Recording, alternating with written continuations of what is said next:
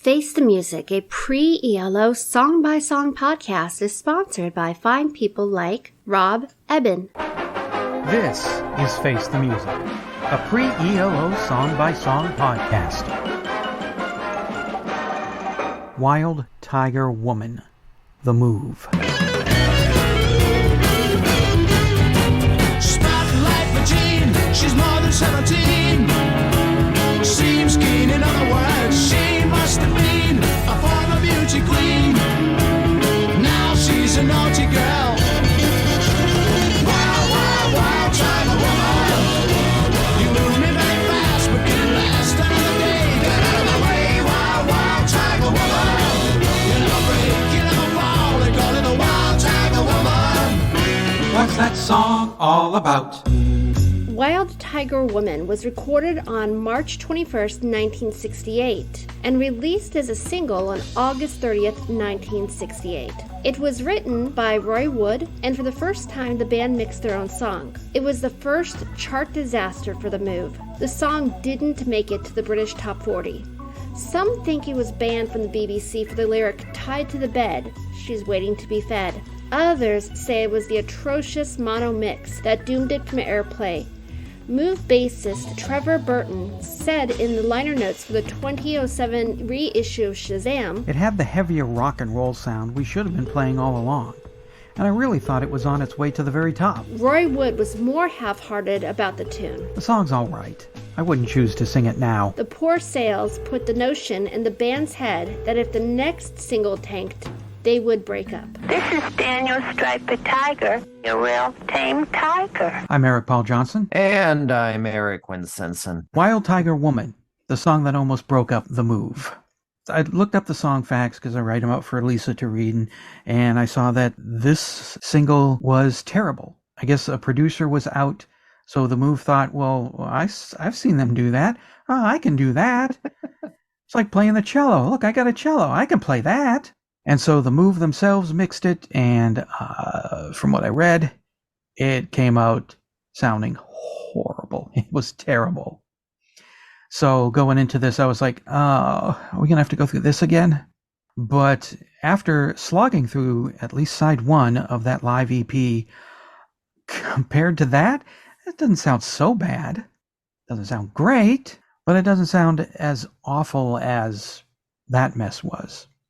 I'm not crazy about the song. I don't hate it, but it's not something I'm ever going to run to listen to. The thing I like the best about it is probably Bevan, because it's a deep voice going in the background saying wild, wild, wild.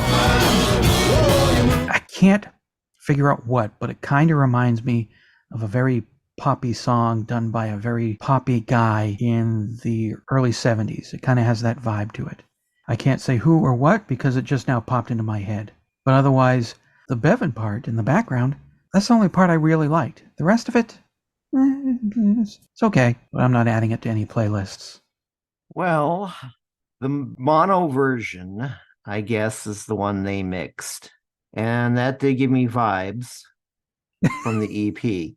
Yeah. Because I'm thinking you went in and this is what you did. Your record company is going to be so happy with you.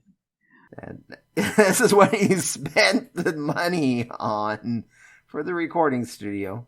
No, we saved you money because you didn't have to pay the producer. You can just pay us. Yeah, I suppose it sort of comes off like the kid is like, look, I saved you guys money. You don't have to hire a painter. Look what I did with my oil paint set. Isn't it pretty? Oh, yeah. Mom, I made you breakfast. Yeah. Why does this taste like Windex?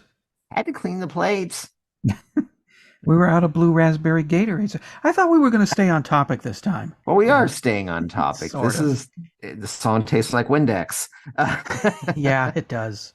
By the time it gets towards the end, it's kind of like they all come together. Yeah. But I'm sitting there going, what is this mess? And I'm thinking the song is not the greatest thing in the world. No, it is not. I guess this was their big failure. when it came down to singles, I guess most of their singles did at least decently. This was the big forgotten failure. Yeah. Now, the stereo version, was that just a version that got put to the side and then released later? Because I do not believe did this ever get released as a single, or did it just get released as a bonus track when they did the Shazam re-releases?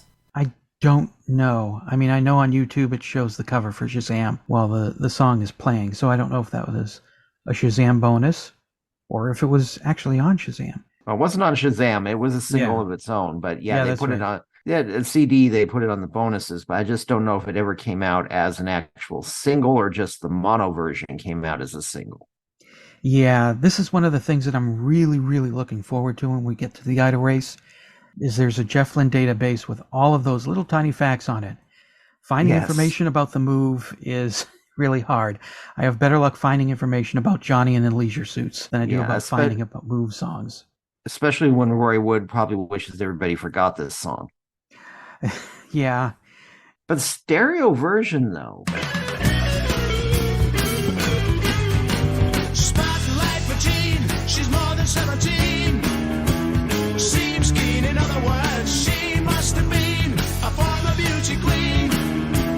Now she's a naughty girl. Wow, wow, wow, Tiger Woman. You move me very fast, but can it last another day? Get out of the way, wow, wow, Tiger Woman. You don't break, you don't fall, they call it the Wild Tiger Woman. I like, because it sounds like a real recording. Yeah. It sounds like a band that rehearsed. Mm-hmm. It probably sounds a lot more like the song they thought they were playing. Yeah. And it's a little bit longer. It's got a little bit more Roy's guitar at the end, because he does do a pretty good guitar solo at the end.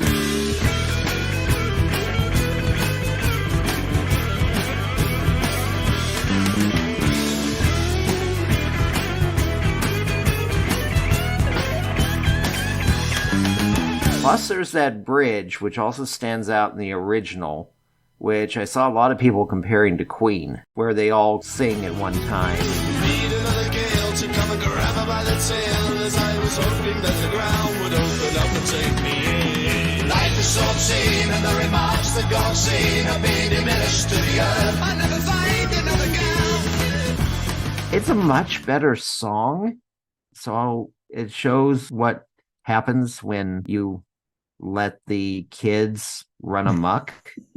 Yeah. Versus when the adult shows up. Yeah. No, I do like the stereo version better. Aside from that, it does sound cleaner and more clearer. But I mean, I'm trying to cut some slack, because the first time anybody does anything, it never comes out good. It's never your best work. That's why I burn it. Yeah.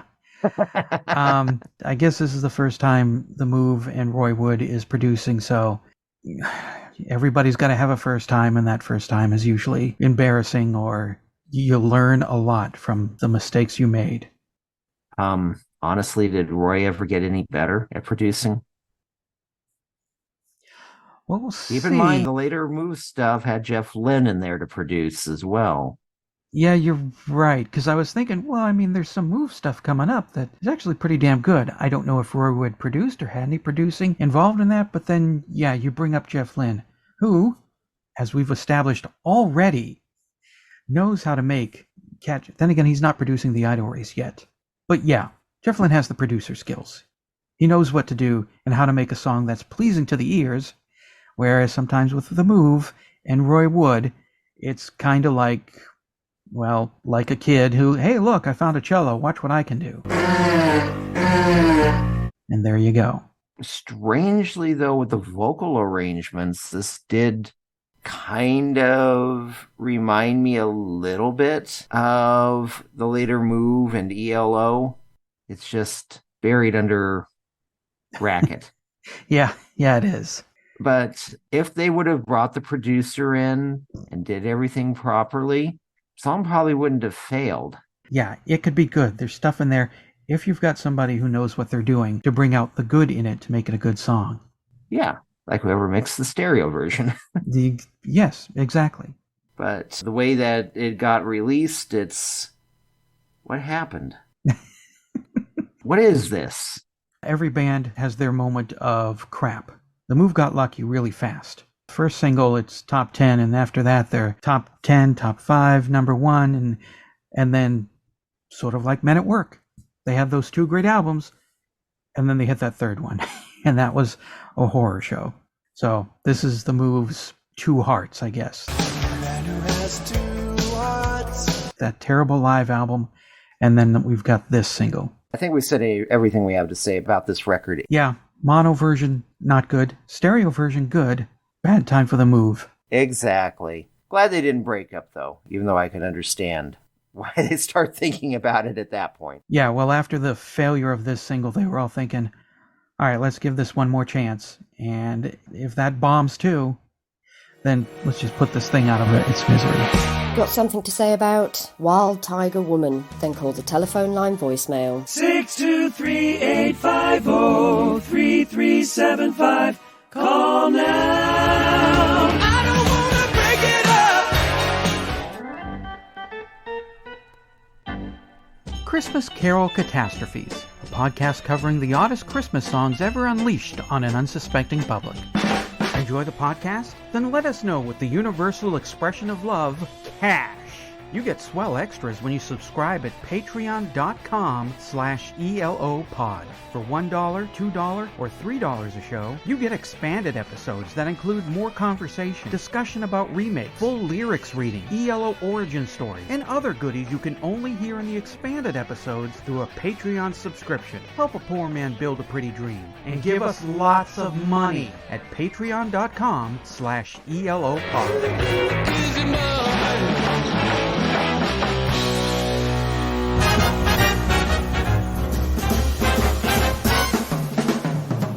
Well, hey, this is Dr. Troy with my thoughts on Wild Tiger Woman. I really love this song. It's fun. If we judge it in terms of our modern sensibilities, we might be a bit shocked, but if you listen to the song closely, and especially if you watch the video, you can tell it's pretty much all tongue-in-cheek. I mean, the way the band moves and the way they kind of have a little twinkle in their eye. But again, fun video, fun song. My favorite part of the song, though, is Bevan's bass voice. My goodness. When I first heard it, the camera wasn't on Bev, so I thought either Roy or the bass player were doing some kind of trick with their instrument. But then the camera pans over to Bev at just the right moment, and you can see him sing that bass line. Yep, Bevan laying down that bass. He makes Barry White sound like a castrato. He makes Darth Vader sound like wimpy, I was going to Toshi Station to pick up some power converters, Luke Skywalker. He makes the Jolly Green Giant sound like Sprout. Well, enough pop culture references for the day. I will talk to you next week.